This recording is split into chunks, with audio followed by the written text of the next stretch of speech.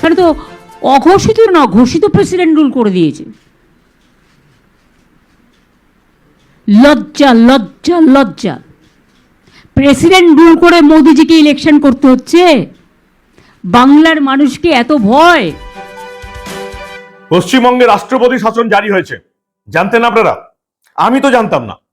আজকে আমাদের রাজ্যের মুখ্যমন্ত্রী মমতা বন্দ্যোপাধ্যায় এবং তৃণমূল নেত্রী মমতা বন্দ্যোপাধ্যায় তৃণমূলের ইস্তাহার প্রকাশের অনুষ্ঠানে গিয়ে এমনটাই আমাদেরকে জানিয়ে দিলেন। মমতা বন্দ্যোপাধ্যায় ঘোষণা করে দিলেন, অঘোষিত নয়, ঘোষিত রাষ্ট্রপতি শাসন চলছে পশ্চিমবঙ্গে। আমি তাই প্রথম জানতে পারলাম। আপনারা যদি আগে জানতেন তাহলে আমাকে জানাবেন। আপনারা এর আগে অনেকবারই বলেছেন এই রাজ্যে রাষ্ট্রপতি শাসন জারি করে তবে ভোট করতে হবে। আমি আপনাদের বারবার বলেছি যে অন্তত কেন্দ্রীয় নেতৃত্ব বা কেন্দ্রীয় সরকার এই রকমের কোনো কারণে রাষ্ট্রপতি শাসন জারি করার একেবারে বিরুদ্ধে। এবং শুধুমাত্র কেন্দ্রীয় সরকার নয়, কেন্দ্রীয় বিজেপিও মনে করে যে এই রাজ্যে রাষ্ট্রপতি শাসন জারি না করেই ভোট করাটা দরকার। সুপ্রিম কোর্ট যদি অন্য কিছু রায় দেয় সেটা আলাদা কথা। কিন্তু এখন আপনারা জানেন এই যে 60 লাখের নথি যেটা পরীক্ষা হচ্ছে, বিচার বিভাগীয় অফিসাররা যেটা পরীক্ষা করছেন, সেই 60 লাখ নথিও চেক হয়ে যাবে ভোটের আগে। অতএব এই রাজ্যে রাষ্ট্রপতি শাসন জারি করে ভোট হবে এমন কোনো সম্ভাবনা নেই। কিন্তু রাজ্যের মুখ্যমন্ত্রী মমতা বন্দ্যোপাধ্যায় স্ক্রিপ্ট রেডি করে দিয়েছেন যে একবার যদি রাষ্ট্রপতি শাসন জারি হয় তাহলে তিনি কি বলবেন। সেই জন্য তিনি ইডি রেডে, এনফোর্সমেন্ট ডিরেক্টরেটের রেডে নিজে ঝাঁপিয়ে পড়েছিলেন নিজের পুলিশ বাহিনী নিয়ে। কলকাতার পুলিশ কমিশনার তৎকালীন মনোজ ভার্মা এবং তৎকালীন রাজ্যের ডিজি রাজীব কুমারকে নিয়ে একেবারে ইডির তদন্তে ঝাঁপিয়ে পড়েছিলেন। কয়লা পাচার কাণ্ডে আপনারা জানেন তদন্ত হচ্ছিল আইপ্যাকের অফিসে, প্রতীক জৈনের অফিসে। সেখানে মমতা বন্দ্যোপাধ্যায় ফাইল ডাকাতি করে নিয়ে চলে এসেছিলেন। আমি আপনি যে কোনো সাধারণ মানুষ হলে 2 বছর জেল হতো, তার আগে জামিন হতো না, তারপরে তো মামলা বিচার। মমতা বন্দ্যোপাধ্যায়ের কিছু হয়নি, কারণ আমাদের দেশে আইন সবার জন্য সমান নয়। আইন অন্ধ। যাদের ক্ষমতা আছে, পাওয়ার আছে, টাকা আছে, তাদের জন্য আলাদা আইন, আর যাদের কোনোটাই নেই তাদের জন্য আলাদা আইন। মমতা বন্দ্যোপাধ্যায় চাইছিলেন যে একটা কিছু হোক, তাকে গ্রেপ্তার করা হোক, তাই তিনি ইডি রেডে ঝাঁপিয়ে পড়েছিলেন। তিনি চাইছিলেন তাকে গ্রেপ্তার করা হোক, তিনি সেই সুযোগটা পাবেন, শহীদ হবার সুযোগ, এই রাজ্যে রাষ্ট্রপতি শাসন জারি হোক তিনি চাইছিলেন। তাই তিনি রাষ্ট্রপতিকে কোন রকম নিরাপত্তা দেননি, রাষ্ট্রপতির নিরাপত্তায় সিভিক ভলেন্টিয়ার পাঠিয়ে দিয়েছিলেন। তিনি চাইছিলেন এই রাজ্যে রাষ্ট্রপতি শাসন জারি হোক। তাই তিনি এসআইআর আটকাতে চলে গেছিলেন সুপ্রিম কোর্টে, যাতে এসআইআর সময় মতো না হয় এবং এই রাজ্যে রাষ্ট্রপতি শাসন জারি হোক তিনি চাইছিলেন। আর এই রাজ্যে যদি রাষ্ট্রপতি শাসন জারি হতো তাহলে তিনি কি বলতেন সেই স্ক্রিপ্টটাও রেডি হয়েছিল। কিন্তু কি করা যাবে, একে কেন্দ্রীয় সরকার রাষ্ট্রপতি শাসনের বিরুদ্ধে, অন্যদিকে আবার বঙ্গ বিজেপির নেতারা তো বটেই, কেন্দ্র বিজেপির নেতারাও রাষ্ট্রপতি শাসনের বিরুদ্ধে। বড় কিছু না হলে সুপ্রিম কোর্ট যদি অর্ডার দেয় সেটা আলাদা কথা। আপনারা অনেকে বলছিলেন রাষ্ট্রপতি শাসন জারি করতে হবে, রাষ্ট্রপতি শাসন জারি করেই ভোট করতে হবে। রাষ্ট্রপতি শাসন জারি হলে মমতা বন্দ্যোপাধ্যায় কি বলতেন, রাষ্ট্রপতি শাসন জারি না করার পরে মমতা বন্দ্যোপাধ্যায় সেই স্ক্রিপ্ট অনুযায়ী লেখাটা পড়ে গেলেন। দেখুন আপনারা। এখানে তো অঘোষিত না, ঘোষিত প্রেসিডেন্ট রুল করে দিয়েছে। লজ্জা লজ্জা লজ্জা! প্রেসিডেন্ট রুল করে মোদিজিকে ইলেকশন করতে হচ্ছে। বাংলার মানুষকে এত ভয়। আদতে কিন্তু আজকে তৃণমূলের ইস্তাহার প্রকাশের অনুষ্ঠান ছিল। গোটা সাংবাদিক সম্মেলনটা শুনলাম। 10% যদি এই ইস্তাহারের ঘোষণা থাকে, 90% হচ্ছে বিজেপির বিরুদ্ধে, তার মধ্যে রয়েছে নির্বাচন কমিশনের বিরুদ্ধে, তার মধ্যে রয়েছে কেন্দ্রের বিজেপি সরকারের বিরুদ্ধে। বাকি 10% ইস্তাহারের কথা। কি করে ইস্তাহারের কথা বলবেন? কারণ সবাই জানে মমতা বন্দ্যোপাধ্যায় যা বলবেন সবটাই হবে ঢপবাজি, আর না হলে নির্লজ্জ মিথ্যা। তার মধ্যেও নির্লজ্জ মিথ্যা বললেন। তিনি নাকি এই 5 বছরে 2 কোটি ছেলে মেয়েদের চাকরি দিয়েছেন। 2 কোটি। পশ্চিমবঙ্গের জনসংখ্যা কত? অফিসিয়াল হিসেবে 10 কোটি, আনঅফিসিয়াল হিসেবে ওই 12 কোটির মতন কাছাকাছি, যতটুকু আমি জানি। জনগণনা আগে হয়নি, আবার এখন জনগণনা হচ্ছে। 2027-এ জনগণনা হবে, করোনার জন্য হয়নি, আপনারা জানেন। যদি 10 কোটি জনসংখ্যা হয়, তার মধ্যে 2 কোটি মানুষকে মমতা বন্দ্যোপাধ্যায় চাকরি দিয়ে দিয়েছেন, 1/5 মানুষকে চাকরি দিয়ে দিয়েছেন। মানে একটা বাচ্চা ছেলেও জানে যে পিসি একেবারে নির্লজ্জ, ঢপ মেরে দিলেন আমাদের। 2 কোটি তিনি চাকরি দিয়েছেন, একটু কম সম করে বললে তাও মানুষের একটা বিশ্বাস হয়। চাকরির পরীক্ষাই হয়নি, না হয়েছে এসএসসি, না হয়েছে কিছু, কোথায় 2 কোটি চাকরি দিলেন মমতা বন্দ্যোপাধ্যায়। সত্যি কথা বলতে কি, আমাদের অফিসে যারা মমতা বন্দ্যোপাধ্যায় বক্তব্য শোনে এবং যারা কাটে, তারা ভাবে যে আগের জন্মে কি পাপ করেছিলাম, এই জন্মে বসে বসে 40 মিনিট ধরে মমতা বন্দ্যোপাধ্যায়ের ঢপবাজি শুনতে হচ্ছে, এমন অবস্থা দাঁড়িয়ে গেছে। তো আপনারা শুনুন, আমরা যখন কষ্ট করে শুনলাম আর শুনে শুনে কাটলাম, তৃণমূলের ইস্তাহার বলে কথা, সামনে ভোট, আপনারা শুনে দেখুন যে পিসি কিভাবে ঢপবাজি দিলেন, দেখুন আপনারা। দেশটা প্রায় ধ্বংসের মুখেও করে দিয়েছে। কোনো রাজ্যে কোনো আইন শৃঙ্খলা নেই, মানুষের মনে শান্তি নেই, বিভাজনের রাজনীতি, যুদ্ধকালীন পরিস্থিতি। এমনকি মোদী সরকারের আমলে তিনি যা যা মানুষকে কথা দিয়েছিলেন, একটি প্রতিশ্রুতি আজ পর্যন্ত রক্ষা করতে পারেননি। উপরন্তু এলআইসি থেকে শুরু করে, রেল থেকে শুরু করে, এয়ার ইন্ডিয়া থেকে শুরু করে সব পাবলিক সেক্টরগুলো বিদেশি এবং পরিচিত কয়েকজন যারা ব্যাংকে টাকা মেরেছে, বিশেষ করে দেশ থেকে পালিয়ে গেছে অনেকেই, তাদের হাতে তুলে দেওয়া হয়েছে। শুধু নিজের প্রচার ছাড়া। এবং এই মোদী সরকারের মাত্র 2 জন কাজ করেন, একটা মোদিজি আর একটা ওনার হোম মিনিস্টার। এই 2 ভাই মিলে দাঙ্গা থেকে দুর্যোগ, দুরারোগ থেকে যুদ্ধ, রাজনৈতিক চক্রান্ত থেকে গণতান্ত্রিক চক্রান্ত, গণতান্ত্রিক চক্রান্ত থেকে দেশ বিভাজনের চক্রান্ত, টোটাল স্বৈরাচারী মনোভাব নিয়ে টোটাল ভারতবর্ষটাকে দখল করেছে গায়ের জোরে। সব বাংলার অফিসারদের যদি তুলে নিয়ে যাওয়া হয়, বাংলার মানুষকে দেখবে কে? আমাদের তো যেহেতু ইলেকশন, এখানে তো অঘোষিত না, ঘোষিত প্রেসিডেন্ট রুল করে দিয়েছে। লজ্জা লজ্জা লজ্জা! প্রেসিডেন্ট রুল করে মোদিজিকে ইলেকশন করতে হচ্ছে। বাংলার মানুষকে এত ভয়! আমরা বলি না ইতিহাসের পুনরাবৃত্তি হয়। ইংরেজরা কলকাতা ক্যাপিটাল ছিল, বাংলার মানুষের ভয় তুলে নিয়ে গেছিল দিল্লিতে রাতারাতি, যে বাংলার মানুষকে দমানো যাবে না, সামলানো যাবে না। তারা মাথা নত করে না। এবং একই কারণে বাংলা ওদের অনেক দিনের টার্গেট, কারণ ওরা চায় না বাংলার রাজ্যটা থাক।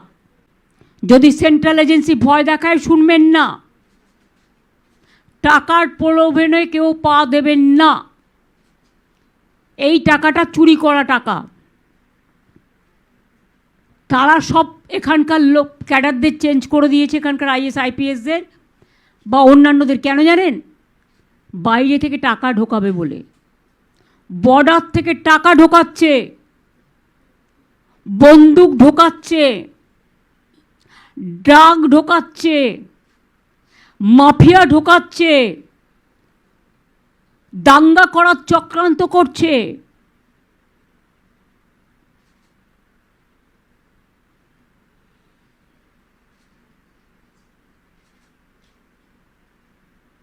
কাজেই আর জোর করে, জোরপূর্বক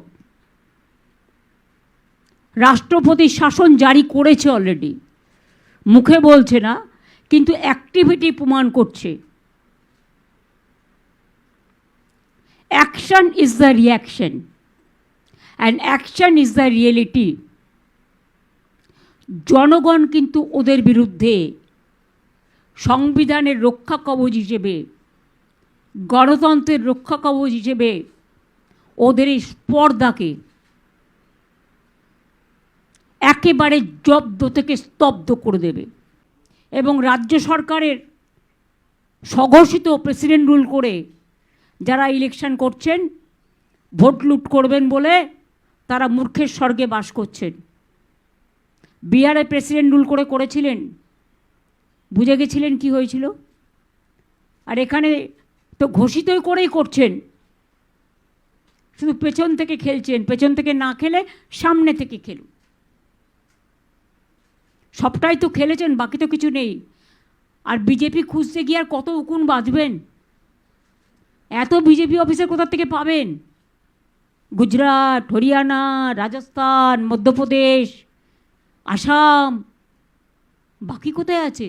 এ তো উকুন বাছার মতো করে করছেন।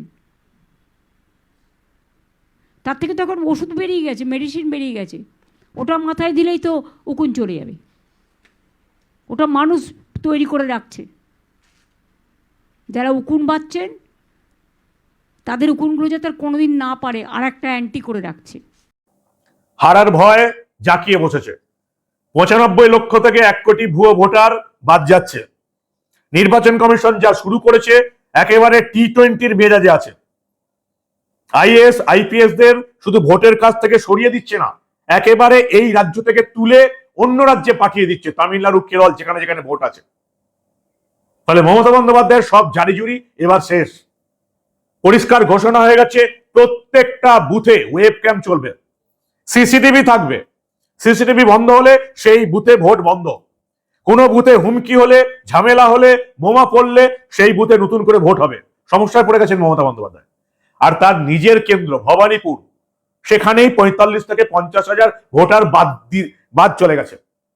তার উপরে আবার সেখানে এসে শুভেন্দু অধিকারী, রাজ্যের বিরোধী দলনেতা, রীতিমতো তাণ্ডব নৃত্য করছেন। মাথা খারাপ হয়ে যাবারই জোগাড়। এবার কি হলো? রাষ্ট্রপতি শাসন জারি হয়ে গেছে। মমতা বন্দ্যোপাধ্যায় ঘোষণা করে দিলেন ১ কোটি বেকার যুবকদের ভাতা দেওয়া হচ্ছে। সবাই জানে মাত্র ১০,০০০ জনকে তিনি দেবেন, এই মার্চের মধ্যে ঠিক করা হয়েছে। এবং সেই ১০,০০০টাও দেবেন এদিক ওদিক কেটে কেটে। হাতে তো টাকা নেই, ভারে মা ভবানী। ওই লক্ষ্মীর ভান্ডার থেকে কেটে কুটে ওই যুবসাথী দেওয়া হবে বেকার ভাতা, ওই ১০,০০০ জনকে। লক্ষ্মীর ভান্ডারের মেসেজ ঢুকে গেছে, হাত জড় করে মমতা বন্দ্যোপাধ্যায়ের মেসেজ, টাকা ঢোকেনি। বেকার ভাতার মেসেজ ঢুকে গেছে, টাকা ঢোকেনি। তারা প্রতিদিন সকাল বিকাল মমতা বন্দ্যোপাধ্যায়কে গাল দিচ্ছে। শিরে সংক্রান্তি মমতা বন্দ্যোপাধ্যায় বুঝে গেছেন। ফলে তিনি ওই রাষ্ট্রপতি শাসন চাইছিলেন, যেটা হয়নি, কেন্দ্রীয় সরকার তাকে সুযোগ দেয়নি। তিনি আজকে সেই স্ক্রিপ্টটা আবার আউড়ে গেলেন। বলছেন কি, সংবিধান নেই এদেশে, আইন সংবিধান কিছু নেই। যতক্ষণ মমতা বন্দ্যোপাধ্যায় বলছিলেন ততক্ষণ আমি ভাবছিলাম এই রাজ্যে যা যা কিছু আমরা বলি, মমতা বন্দ্যোপাধ্যায় সেগুলি বলার চেষ্টা করলেন, শুধু দেশ দেখিয়ে দিলেন। যেমন মমতা বন্দ্যোপাধ্যায় রাজত্বে আইন কানুন সংবিধান কিচ্ছু নেই। মমতাই আইন, মমতাই সংবিধান, মমতাই পুলিশ প্রশাসন। সেটা তিনি কমিশনকে কটাক্ষ করে বলার চেষ্টা করলেন। এবারে চক্রান্ত, সব চক্রান্তকে ছাপিয়ে গিয়েছেন। তৃণমূলের ইস্তাহারের নাম হচ্ছে প্রতিজ্ঞা। এই প্রতিজ্ঞার যে কোনো দাম নেই সেটা সবাই বুঝে গেছে। আর কি বললেন? ওই যে বললাম ১০% ইস্তাহার নিয়ে কথা বলেছেন, পুরোটাই ঢপ, পুরোটাই ঢপ। দুয়ারে চিকিৎসা দেবেন, দুয়ারে চিকিৎসা দেবেন। ওদিকে সুপার স্পেশালিটি হাসপাতালে আরজি করে লিফটের মধ্যে ঢুকে ২-৩ ঘন্টা বন্ধ হয়ে একজন হার্ট অ্যাটাকে মারা গেল, ৪০ বছর বয়স। সুপার স্পেশালিটি হাসপাতালে চিকিৎসা দিতে পারছে না, পরিষেবা দিতে পারছে না। হাসপাতালের মধ্যে মহিলা ডাক্তারকে ধর্ষণ করে খুন করে ফেলা হচ্ছে। সেই হাসপাতালের লিফটে সাধারণ মানুষ মারা যাচ্ছে। মমতা বন্দ্যোপাধ্যায় দুয়ারে চিকিৎসা দেবে, অর্থাৎ হাসপাতালে আর চিকিৎসা হবে না। এবার হাতুড়ে ডাক্তাররা বাড়ি বাড়ি গিয়ে চিকিৎসা করাবে। মানে ঢপবাজির একটা লিমিট থাকা দরকার। এই মহিলা আনলিমিটেড ঢপবাজি দেন, কোনো লিমিট নেই। দেশ উদ্ধার করা প্রায়োরিটি। মমতা বন্দ্যোপাধ্যায় দেশ উদ্ধার করবে। একে তো তোষণবাজ করে এই পশ্চিমবঙ্গটাকে শেষ করে ফেলেছে, দেশকে বিপদে ফেলে দিয়েছে। যত জঙ্গি, বদমাইশ, সন্ত্রাসবাদী সব এই রাজ্যে চলে এসছে। কখনো কাশ্মীর থেকে পুলিশ এসে সন্ত্রাসবাদী ধরে নিয়ে যাচ্ছে, কখনো বিহার থেকে পুলিশ এসে জঙ্গি ধরে নিয়ে যাচ্ছে, কখনো অসম থেকে পুলিশ এসে সন্ত্রাসবাদী ধরে নিয়ে যাচ্ছে। যত জঙ্গি সন্ত্রাসবাদীদের আতুর ঘর হচ্ছে মমতার পশ্চিমবঙ্গ, আর তার নাকি দেশ উদ্ধার করা প্রায়োরিটি। আরে আমরা রাজ্য উদ্ধার করতে ব্যস্ত হয়ে পড়েছি। এখন দেশ বিপদে পড়ে গেছে মমতা বন্দ্যোপাধ্যায়ের জন্য। পাড়ার ক্লাব চালানোর যোগ্যতা নেই। তাদেরকে আমরা ১৫ বছর এই রাজ্যের শাসন ক্ষমতায় বসিয়ে রেখেছি। বাংলার ভোটাররা এবারে যদি এই মূর্খামিটা করে, তাহলে নিজের পায়ে কুড়ুল মারা হবে। ইস্তাহার পরপর দেখলাম, বেশিরভাগটা হচ্ছে নির্বাচন কমিশনের বিরুদ্ধে এবং বেশিরভাগটা হচ্ছে বিজেপির বিরুদ্ধে। ধর্মের কল বাতাসে নড়ে, তিনি বলছেন ধর্মের কল বাতাসে নড়ে। দুটো ধর্মকে লড়িয়ে দিয়ে যিনি নিজের গতি বজায় রেখেছেন 15 বছর ধরে, তিনি আবার প্রবাদ বাক্য আউড়েছেন। আর কি হলো? ওই ঘোষিত এমার্জেন্সিটাই 3বার বললেন বাংলা বাঁচাতে হলে বিজেপিকে শিক্ষা দিন, তৃণমূলকে শিক্ষা দিতে হবে এবং নবান্নের 14 তলা থেকে পথের ধুলোতে বসাতে হবে। যে ভাঙা চায়ের টেবিল থেকে আমরা তুলে নিয়ে এসেছিলাম 2011-তে পরিবর্তনের নামে, সেই জায়গায় তাদেরকে ফেরত দিতে হবে। তবে এই রাজ্যের উন্নতি হবে, দেশ বাঁচবে, রাজ্য বাঁচবে। তৃণমূলের ইস্তাহার, এটাই হচ্ছে অবস্থা এখন। আর এই ঢপবাজি দেখতে দেখতে আমাদের একটা কথা শুধু বলতে পারি যে এই রাজ্যের আর কিছু অভাব থাকুক আর না থাকুক, কমেডির কোনো অভাব নেই। পিসি ভাইপো প্রতিদিন আপনাদের নিয়ম করে হাসিয়ে যাবেন, আর সেই কাজটা পিসি ভাইপো কি ঢপবাজি দিচ্ছে, কিভাবে কমেডি শো করছে, সেটা দেখানোর দায়িত্ব আমাদের হাতেই পড়েছে। কি বলবেন আপনারা? আপনাদের মূল্যবান এবং গুরুত্বপূর্ণ মতামত জানান দা নিউজ বাংলার কমেন্ট সেকশনে। দেখতে থাকুন দা নিউজ বাংলা। আমরা আবার এই রাজ্যে ঘটে যাওয়া এই ধরনের নির্লজ্জ মিথ্যা, নির্লজ্জ ঢপবাজি চেপে রাখতে দেব না।